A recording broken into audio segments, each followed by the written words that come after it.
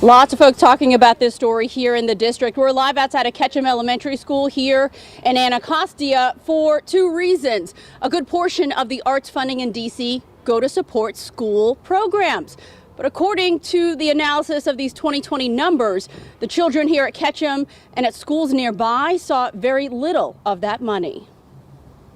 Our sources, D.C. Mayor Muriel Bowser, Council Chairman Phil Mendelson, and Natalie Hopkinson. I was 100% disruptive. The newly reappointed member of the D.C. Commission on the Arts and Humanities. All this money of our tax dollars that was going out the door, supporting things that everybody should have a right to. Hopkinson, a journalist, Howard University professor, and co-founder of the Don't Mute D.C. movement, teamed up with Dr. Suzanne Goodney-Leah from the University of the District of Columbia.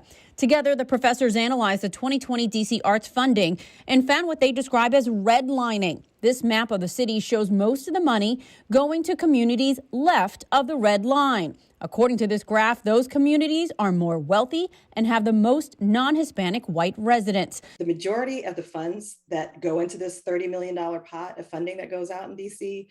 comes from sales tax. So sales tax is regressive. So if you're a working class person, you are paying more of your dollar that you earn in sales tax than a wealthy person. Also, Hopkinson found neighborhoods with the most children are getting the least money. Let's zero in on that data. According to their analysis, wards 1, 2, 3, and 6 have about 42,000 children and received 78.3%. Wards 7 and 8 alone have just under 45,000 children and only 10.6%. It is important to note these numbers are from 2020. A complete data analysis of more recent art funding was not available. I'm just going to say this for a lot of women who've been in rooms with men and say really horrible things and say that they're difficult or they're pushy because they want change. So that brings us to the controversy. Both Hopkinson and former D.C. First Lady Cora Masters-Berry were appointed by the mayor to the Commission of Arts and Humanities.